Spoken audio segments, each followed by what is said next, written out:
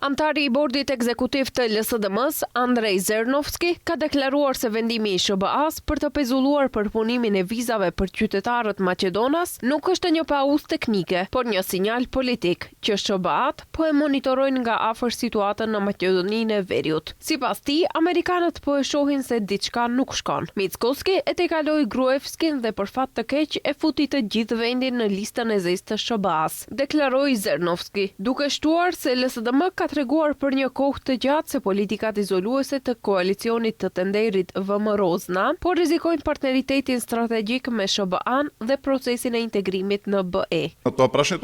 Maqedonia po paguan çmimin për politikat e gabuara të Mickoskit që çojnë në mbyllje, në izolimin e vendit.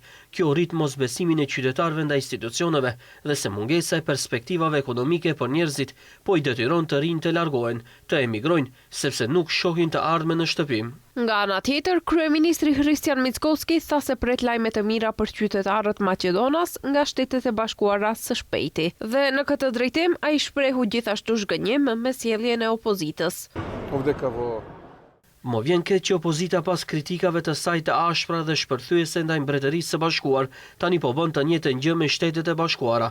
Kohët e fundit, kur u vendosën ato tarifa tregtare për 30 deri në 35%, të njëjtët që unë i quajta llumi i shoqërisë në politik, nxituan të fyhen Shtetet e Bashkuara dhe nuk kërkuan falje kur norma ul në 15%. Kryeministri Mickoski sqaroi se pezullimi i vizave për 75 vende, përfshirë Maqedoninë, nuk përfshin vizat për viza studentore dhe turistike, por vetëm ato që lidhen me imigracionin.